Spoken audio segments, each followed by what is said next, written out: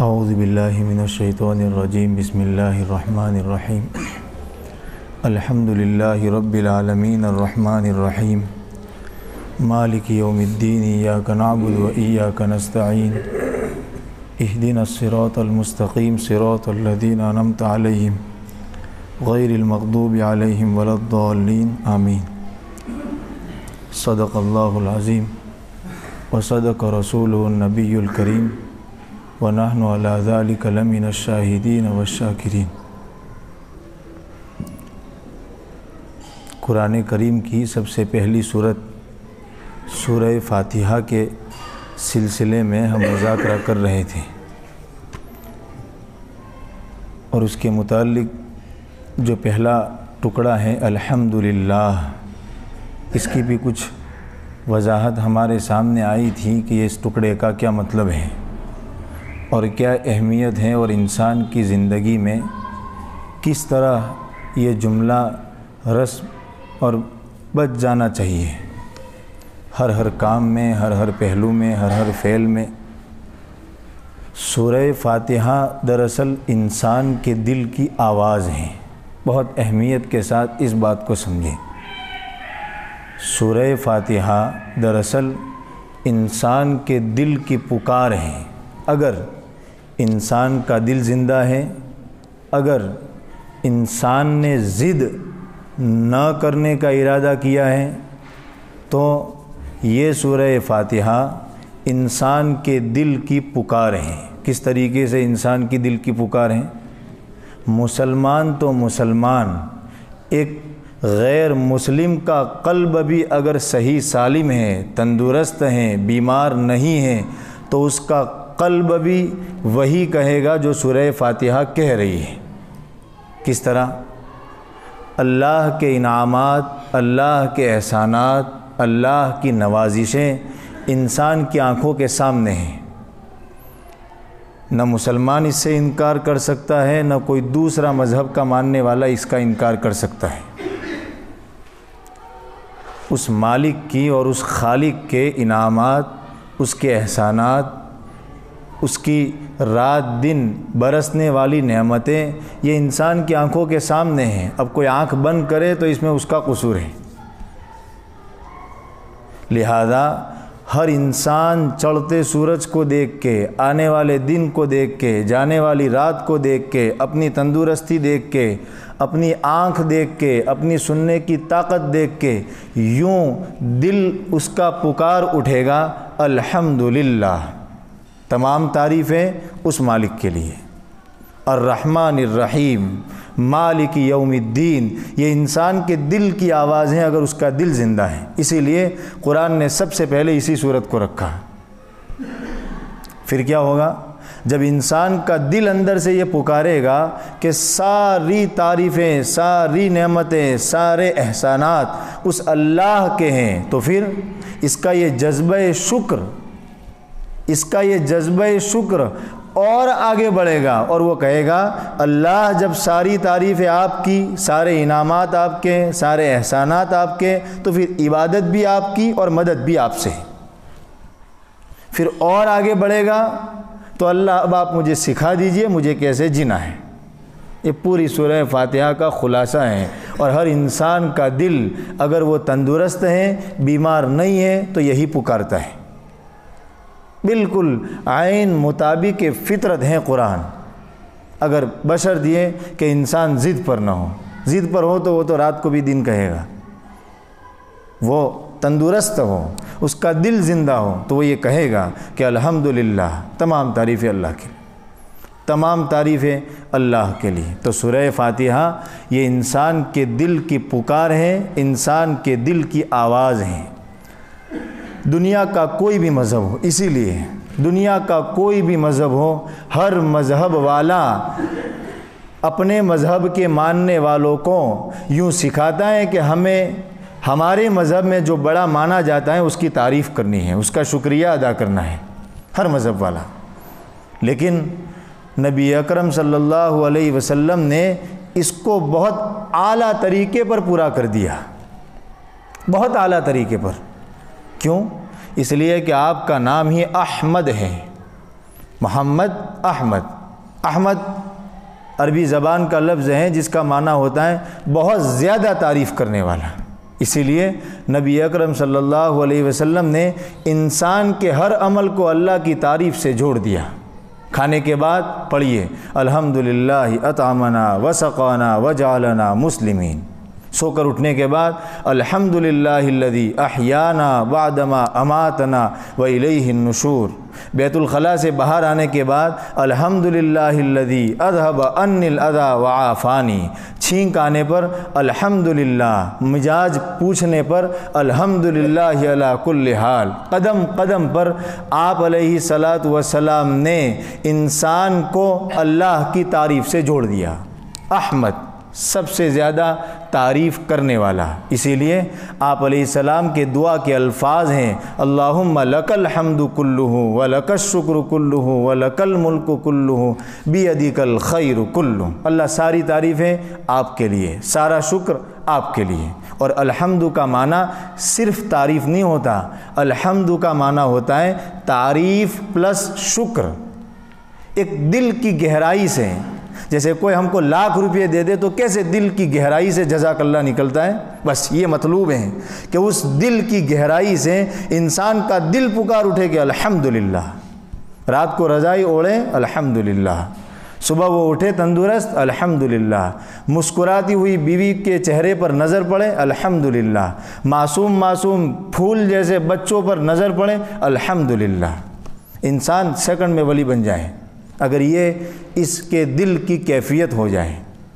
تو یہ سورہ فاتحہ کے پہلے ٹکڑے الحمدللہ کے بارے میں کچھ وضاحت ہے۔ اسی لیے امام رازی رحمہ اللہ تفسیر کبیر میں فرماتے ہیں الحمدللہ میں 8 لفظ ہیں، الف لام حا میم دال اور 2 لام اور ہا۔ فرمایا جو ان 8 الفاظ کو صحیح طریقے پر پڑھے گا، اللہ کا شکر ادا کرے گا، جنت کے 8 دروازے اس کے لیے کھل جائیں۔ یہ نقطہ امام رازی رحمہ اللہ نے تفسیر کبیر میں بیان فرمایا کہ 8 حرف ہیں اور جنت کے 8 دروازے ہیں۔ انسان اگر دل کی گہرائیوں سے اس کو پڑھے تو اس کے لیے جنت کے 8 دروازے کھل جائیں۔ تمام تعریف اللہ کے لیے۔ لفظ اللہ یہ اللہ کا اوریجنل نام ہے، اللہ کا ذاتی نام ہے، یہ اللہ اللہ کا ذاتی نام ہے۔ کس کو کہا جاتا ہے اللہ؟ اللہ اس ہستی کو کہا جاتا ہے جو زمین، آسمان، چاند، سورج، ستارے، سیارے اور ان سب پوری کی پوری کائنات کا بنانے والا جو خالق ہے، جو مالک ہے، جو ہستی ہے، اس ہستی کا نام ہے اللہ۔ اور یہ بات تو مشرکین عرب بھی مانتے تھے کہ زمین و آسمان کو، چاند اور سورج کو اور پوری کائنات کو پیدا کرنے والا اللہ ہے۔ وہ مشرکین عرب اللہ تو ایک ہی مانتے تھے، وہ رب بہت زیادہ مانتے تھے، لیکن اللہ تو وہ ایک ہی مانتے تھے۔ اسی لیے بہت سی آیات ہیں، سورہ زمر کی آیت ہے وَمَا نَعْبُدُهُمْ إِلَّا لِيُقَرِّبُونَا إِلَى اللَّهِ زُلْفَىٰ، کہتے ہیں کہ ہم تو ان معبودان باطلہ کی عبادت اس لیے کرتے ہیں تاکہ یہ ہم کو اللہ تک پہنچا دے، یعنی وہ بھی مقصود تو اللہ کو سمجھتے تھے۔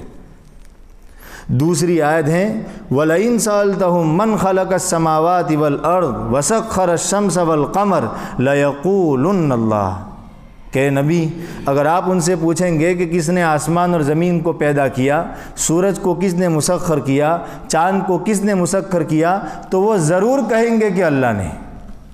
ایک اور آیت میں فرمایا وَلَئِن سَأَلْتَهُم مَّن نَّزَّلَ مِنَ السَّمَاءِ مَاءً وَأَحْيَا بِهِ الْأَرْضَ مِن بَعْدِ مَوْتِهَا لَيَقُولُنَّ اللَّهُ، اگر آپ ان سے پوچھیں گے کہ زمین کو مرنے کے بعد کس نے زندہ کیا، آسمان سے پانی کو کس نے برسایا، تو وہ یہ کہیں گے کہ اللہ نے۔ بلکہ آگے قرآن کریم نے ایک اور جگہ نقل فرمایا قُلْ مَن يَرْزُقُكُم مِّنَ السَّمَاءِ وَالْأَرْضِ أَمَّن يَمْلِكُ السَّمْعَ وَالْأَبْصَارَ وَمَن يُخْرِجُ الْحَيَّ مِنَ الْمَيِّتِ وَيُخْرِجُ الْمَيِّتَ مِنَ الْحَيِّ وَمَن يُدَبِّرُ الْأَمْرَ۔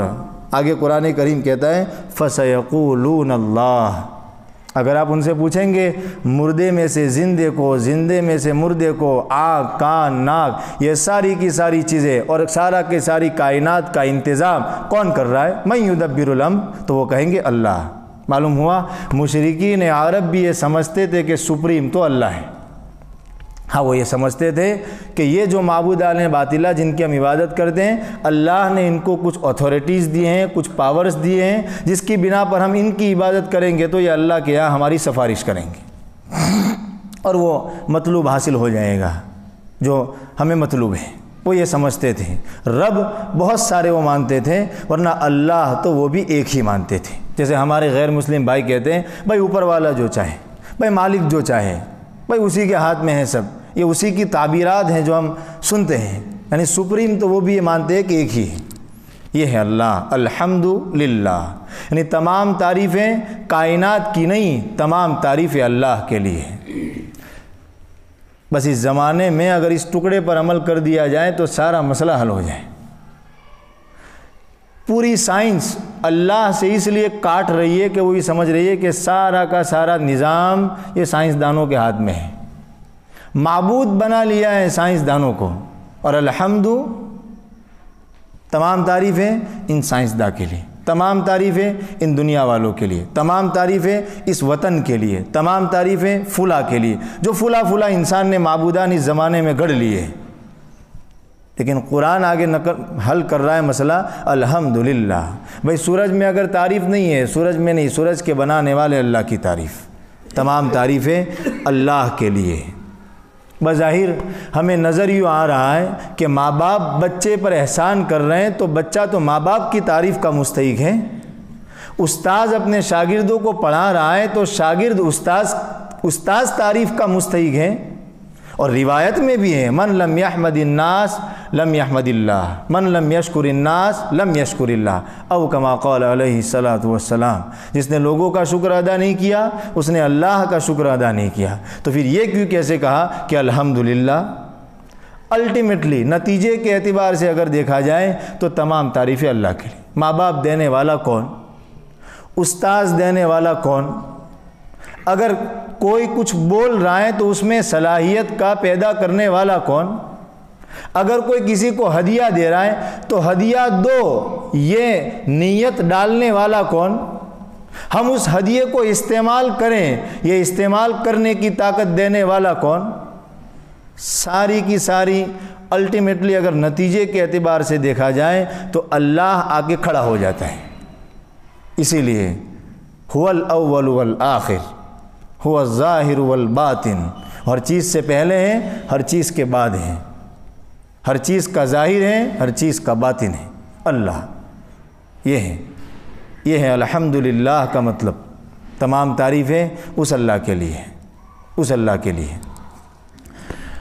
دوسرا ٹکڑا ہے رب العالمین، جو تمام جہانوں کا رب ہے، تمام جہانوں کا۔ العالمین جمع ہے عالم کی۔ بظاہر ہمیں یوں لگتا ہے کہ ہم جس دنیا میں رہ رہے ہیں یہی ایک عالم ہے، ایسا نہیں ہے۔ ایسے ہزاروں اور کروڑوں عالم ہیں جہاں تک میری اور آپ کی نظر نہیں جاتی۔ دریا مستقل ایک عالم ہے، پتہ نہیں کتنی مخلوقات اس میں ہیں۔ آخرت مستقل ایک عالم ہے، جنت مستقل ایک عالم ہے، فرشتوں کی مستقل ایک دنیا ہے، جناتوں کی مستقل ایک دنیا ہے، زمین کے نیچے مستقل ایک دنیا ہے۔ جہاں چلے جائے یہ فضا، یہ خلا جو ہمیں اسپیس جو نظر آ رہا ہے، یہ مستقل ایک دنیا ہے۔ اور سائنس پروف کر رہا ہے، سائنس بالکل پروف کر رہا ہے کہ ایسی تو کروڑوں، اس لیے انہوں نے یونیورس کہا۔ ورلڈ تو ایک ہی ہے، دنیا تو یہی ہے، لیکن یونیورس، کائنات، وہ گیلیکسی اور پھر وہ اس سے آگے اور بھی بہت سی چیزیں۔ تو عالمین، تمام جہانوں کا رب اور پالنے والا وہ اللہ ہے۔ یہ دلیل دی کہ بھئی کیوں تمام تعریفیں اللہ کے لیے، کیوں سارا شکر اللہ کے لیے؟ اس لیے کہ ساری چیزوں کا پالنے والا وہی تو ہے، تو تعریف کا حقدار بھی تو وہی ہوا۔ رب کہتے ہیں کسی چیز کو بڑھاوا دے اور اس کے لیے انتظام کرے، اس کو جو ریکوائرمنٹ ہے، جو چیزیں ضروری ہیں وہ چیزیں اس کے لیے مہیا کرے۔ سورج انسان کی زندگی نہیں گزر سکتی اس کے بغیر، اللہ نے انتظام فرمایا۔ چاند، انسان کی زندگی نہیں گزر سکتی اس کے بغیر، اللہ نے انتظام فرمایا، یہ رب کی دلیل ہے۔ پیڑ پودے، انسان کی زندگی نہیں گزر سکتی اس کے بغیر، اللہ نے اس کا انتظام فرمایا، یہ رب۔ پیسے، اندر کی صلاحیت، سننے کی طاقت، دیکھنے کی طاقت، انسان کی زندگی نہیں گزر سکتی ان چیزوں کے بغیر، اللہ نے اس کا انتظام فرمایا۔ بچہ پیدا ہوتا ہے، پیدا ہوتے ہی ماں کے سینے سے دودھ کیسے لینا، یہ اس کی ضرورت ہے، یہ تربیت بھی اللہ نے کی۔ کون سکھاتا ہے اس چھوٹے سے بچے کو؟ بچہ رونا ایک ہی طرح کا روتا ہے، لیکن ماں کو پتہ چل جاتا ہے کہ یہ رونا بھوک کا ہے، یہ رونا دوا کا ہے، یہ رونا بیماری کا ہے، یا رونا تکلیف کا ہے۔ یہ ماں کے دل میں بات ڈالنے والا اس بچے کی تربیت کے لیے اللہ ہے، یہ ہے تربیت، اور وہ ہے رب۔ بارش کے بغیر انسان کی زندگی نہیں گزر سکتی، بارش برسانے والا یہ ہے رب۔ ہر مرحلے پر وہ رب اپنے بندوں کی پرورش کرتا ہے، بالکل ایسے، بلکہ مثال بھی شاید پھیکی پڑ جائے، جیسے ماں اپنے بچے کی تربیت کرتی ہے۔ وہ خود نہیں سوتا، وہ ہم کو سلاتا ہے، وہ خود نہیں پہنتا، وہ ہم کو پہناتا ہے، وہ خود نہیں کھاتا، وہ ہم کو کھلاتا ہے، یہ ہے رب۔ الحمدللہ رب العالمین، تمام جہانوں کا، فرشتوں کا رب وہی، جناتوں کا رب وہی، انسانوں کا رب وہی، پیڑ پودوں کا رب وہی، ہر چیز کا رب وہ اللہ۔ بعض ملحدین اور بعض کافرین یوں کہتے ہیں کہ اللہ نے کائنات کو بنایا اور بنا کر کے بیکار چھوڑ دیا، چل رہا ہے، یوں کہتے ہیں چل رہا ہے، آٹومیٹیکلی اللہ کا نظام چل رہا ہے، 100% بلکہ 101% جھوٹ۔ پھر کیا وجہ ہے کہ موسم بدلتے رہتے ہیں؟ کیا وجہ ہے کہ جو ہوا ہم کو فائدہ دے رہی ہے کبھی وہ بھی نقصان دینے پر آ جاتی ہے؟ معلوم کوئی تو ہے۔ ان کے نظریے کی تردید ہو رہی ہے یہاں۔ رب العالمین، ہر آن وہ برابر نگرانی کیے ہوئے ہیں۔ ان اللہ لطیف، باریک بین ہے، وہ بالکل آبزرویشن کرتا ہے، وہ جیسے بالکل ایک سیکنڈ کے لیے بھی انسان غافل نہ ہو، ہر وقت کوئی چیز اس کی نظروں کے سامنے رہے، یہ ہے رب۔ یوں کہہ رہا ہے اللہ، الحمدللہ رب العالمین، تمام تعریفیں اس اللہ کے لیے جو تمام جہانوں کا پروردگار ہے، تمام جہانوں کا پالنے والا ہے۔ تربیت کے طریقے کیا ہیں اس کے؟ ایک نطفہ جو باپ کی پشت میں ہے، باپ کی پشت سے اس نطفے کو نکال کے ماں کے پیٹ اور رحم میں لایا، یہ ہے تربیت۔ یہیں سے شروع ہو جاتا ہے سارا مرحلہ، بلکہ اس سے بھی آگے اور اس سے بھی آگے۔ پھر اس رحم میں اس نطفے کو لا کر کے، اب تصور تو کریں کہ ایک پانی سے اللہ جیتا جاگتا انسان بنا دیتا ہے، کیسے اس 2 قطرے پانی سے ہڈیاں بنتی ہوگی، کیسے اس 2 قطرے پانی سے آنکھ بنتی ہوگی، کیسے اس 2 قطرے پانی سے انسان کے سننے کی طاقت بنتی ہوگی۔ یہ تربیت ہو رہی ہے، اور پھر ایک مرحلہ وہ آتا ہے کہ ایک جیتا جاگتا انسان تیار ہو جاتا ہے، یہ تربیت ہے۔ ایک دانہ جو کسان بوتا ہے، وہ دانہ اتنا ہلکا کہ پیر کے نیچے آ جائے تو مسل جائے، وہ کومپل جو نکلتی ہے، یوں آدمی 2 انگلیوں کے بیچ میں دبائے تو یوں ہو جائے وہ، لیکن اتنی نازک کومپل زمین جیسی سخت چیز کو پھاڑ کے باہر نکلتی ہے، یہ ہے تربیت۔ یعنی جس زمین کو انسان پھاوڑے وغیرہ سے کھودتا ہے، وہ چھوٹی سی کومپل اس زمین کو پھاڑ کے باہر نکلتی ہے، یہ ہے تربیت۔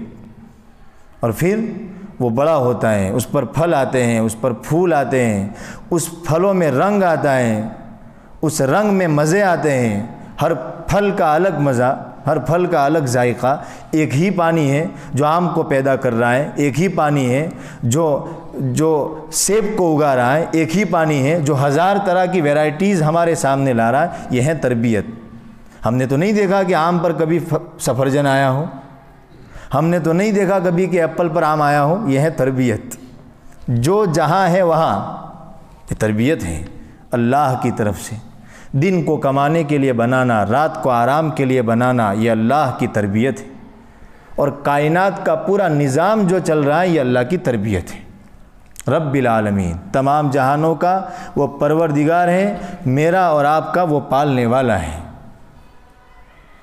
یہ تو قرآن کریم کی پہلی آیت ہے اور سورہ فاتحہ کی پہلی آیت ہے کہ بھائی تمام تعریفیں اس اللہ کے لیے جو تمام جہانوں کا پالنہار ہے۔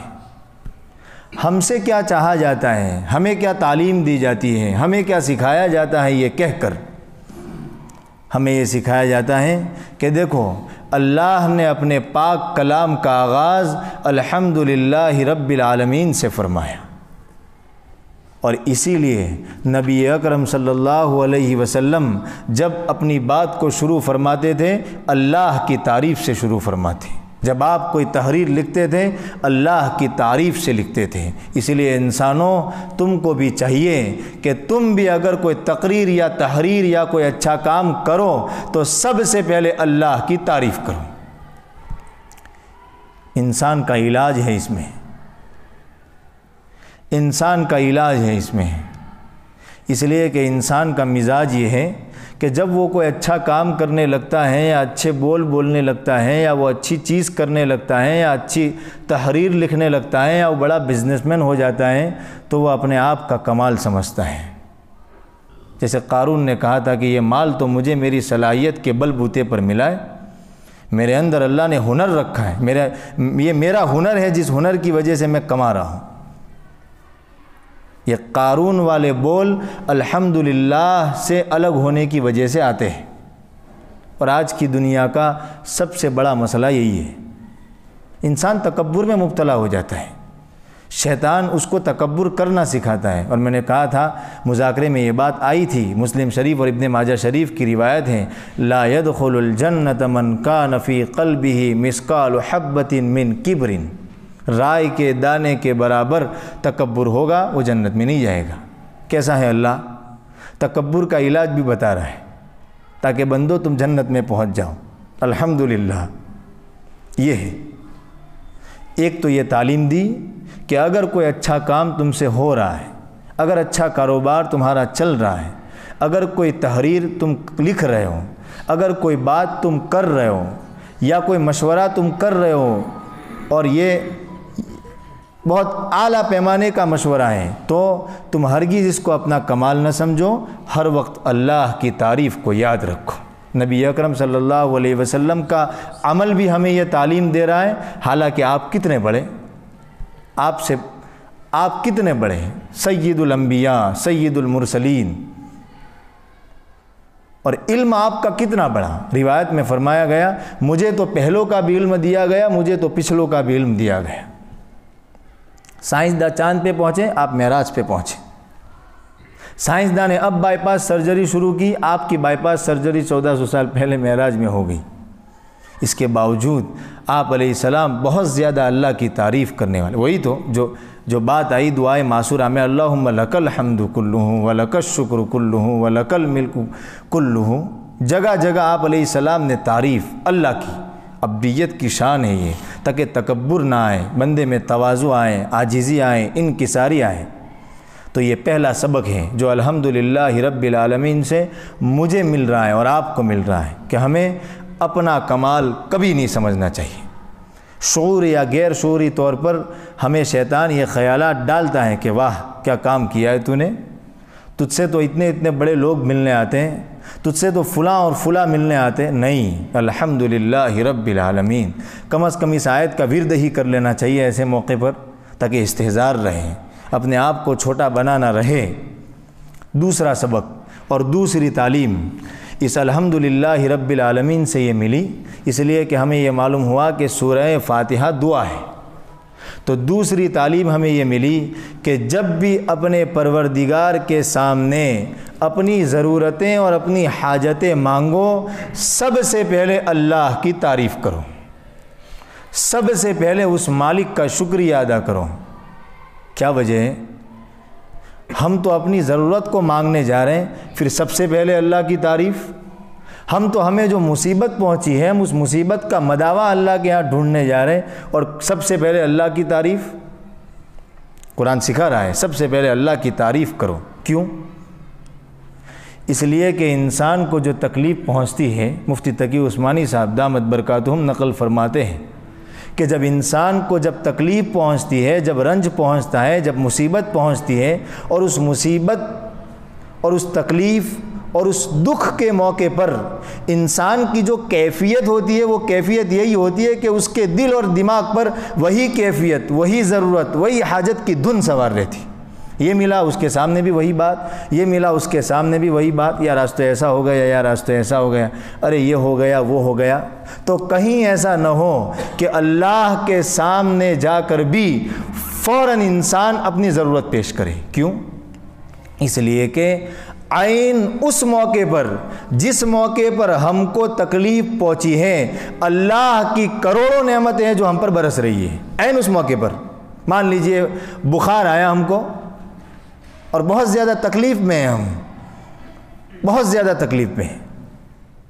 کہیں ایسا نہ ہو کہ اس بخار کے چکر میں، اس بیماری کے چکر میں ہم اللہ کی آنکھوں کو بھول جائیں، اللہ کے کان کو بھول جائیں، ہمارا جو زندہ دل ہے اس زندہ دل کو بھول جائیں، ہمارا جگر، ہمارا کلیجہ، ہمارے پورے اندر کے آرگنز صحیح کام کر رہے ہیں، ہم کہیں اس کو نہ بھول جائیں اور صرف اللہ سے شکایت نہ کرنے لگے کہ اللہ آج تو بخار آ گیا، اس کو ختم کر دیجئے. اس لیے کہ اس میں ناشکری ہے، اس میں ناشکری ہے.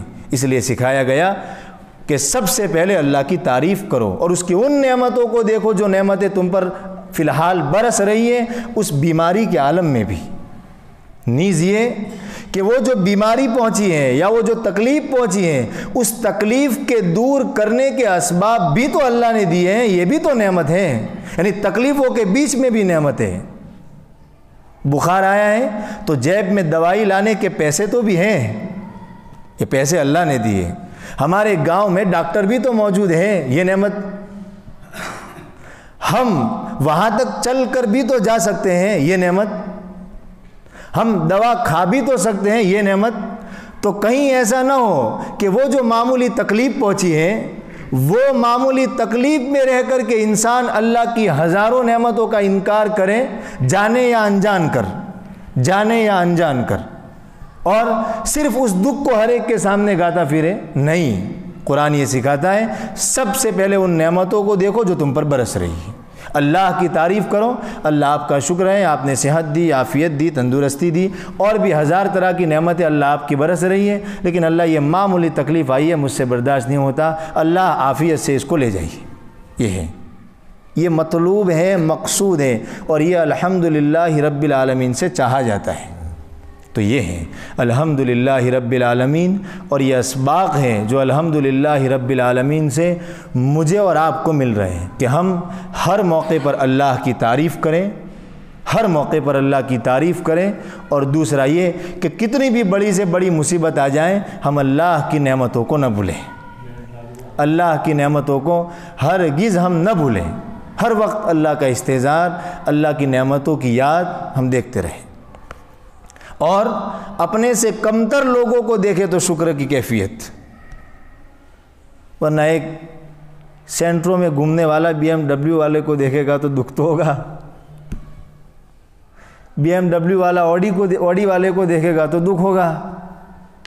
دنیاوی معاملات میں روایت میں ہے، ترمذی شریف کی روایت ہے کہ دین کے معاملے میں اپنے سے اوپر والے کو دیکھو، دنیا کے معاملے میں اپنے سے نیچے والے کو دیکھو. شیخ سعدی کہتے ہیں مجھے ایک مرتبہ بہت ہوا کہ میرے پاؤں میں جوتے نہیں ہیں، مجھے اس وقت شکر ہوا جب میں نے اس کو دیکھا جس کے پاؤں نہیں ہیں، کہ اس کے تو بیچارے کے پاؤں نہیں ہیں، میرے پاس تو چلو جوتے نہیں ہیں.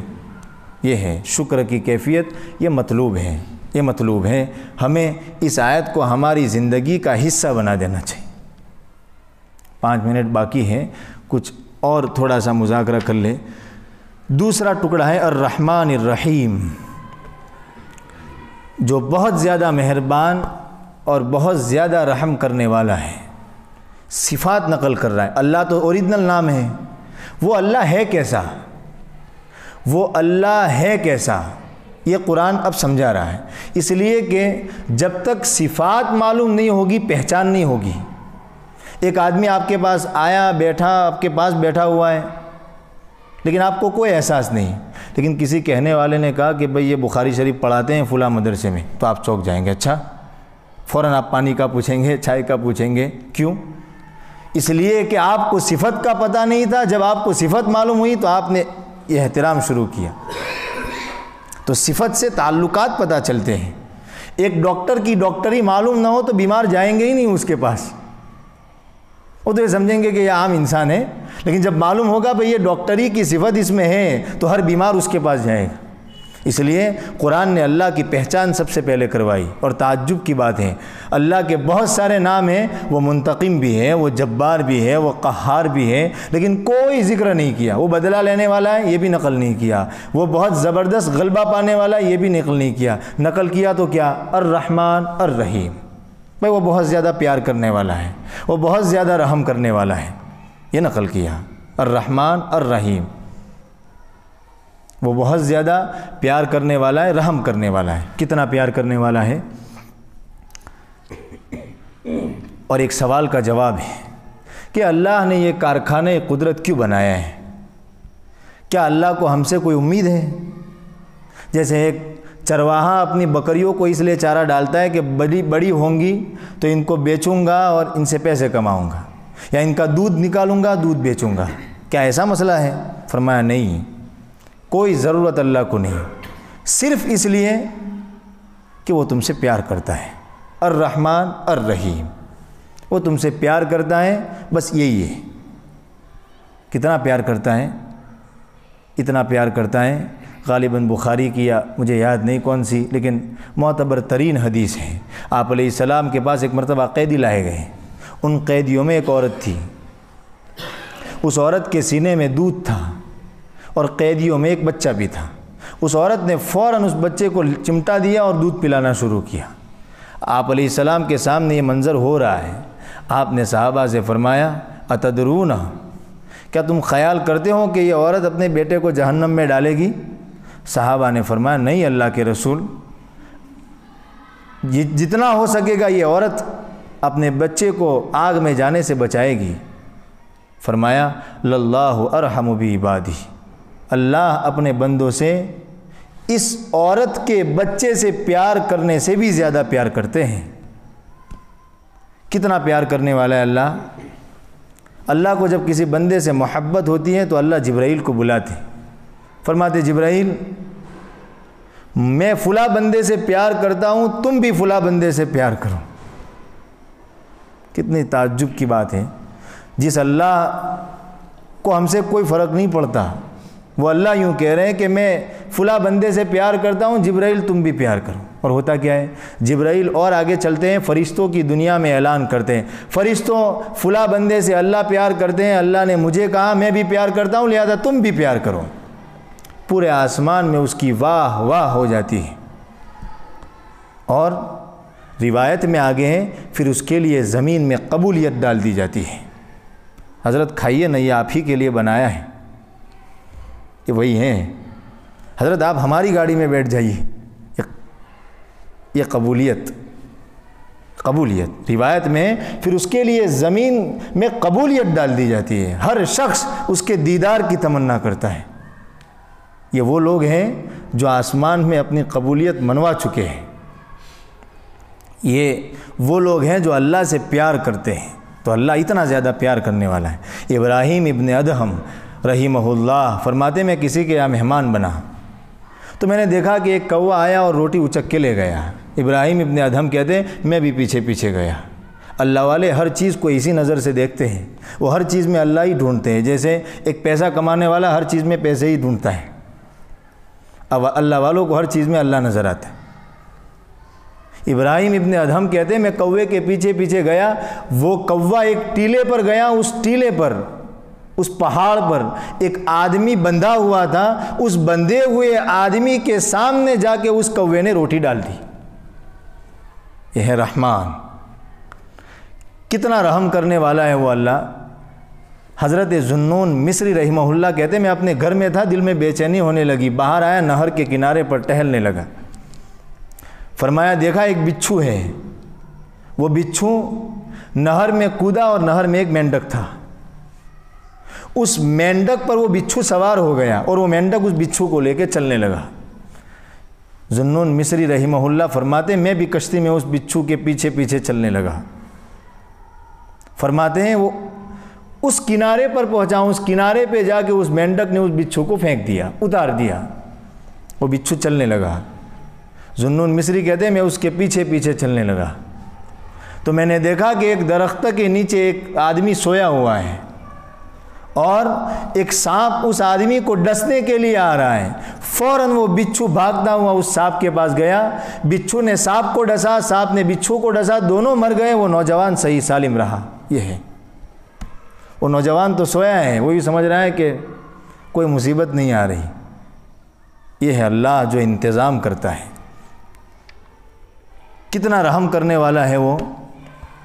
کوے کا امام راضی رحمہ اللہ تفسیر کبیر میں نقل فرماتے ہیں ایسا سنا گیا ہے کہ کوے کا جب بچہ پیدا ہوتا ہے انڈے سے, جب بچہ پیدا ہوتا ہے, بچہ نکلتا ہے تو اس کے پر نہیں ہوتے, ایسا لگتا ہے جیسے گوشت کا ایک ٹکڑا ہو, جس کی وجہ سے وہ ماں اس بچے کو ایسے ہی چھوڑ کے چلی جاتی ہے کہ یہ میرا بچہ نہیں ہے, تو مردار گوشت کا ٹکڑا ہے. اب اس کے خوراک کا انتظام کا کیا؟ اللہ اس کے پاس مچھروں کو لاتا ہے. کیوں؟ وہ مچھر یوں سمجھتے ہیں کہ یہ مردار گوشت کا ٹکڑا ہے.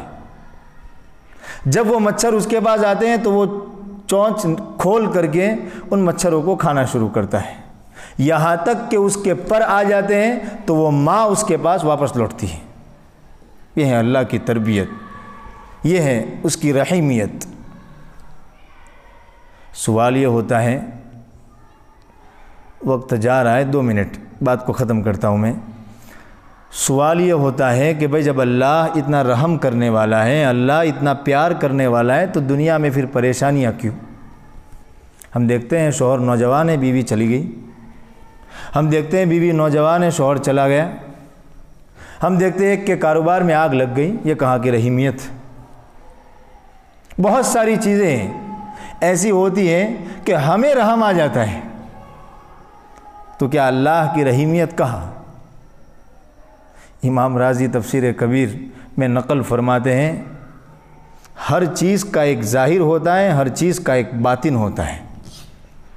بعض مرتبہ چیز ظاہر میں اچھی ہوتی ہے, حقیقت میں بری ہوتی ہے.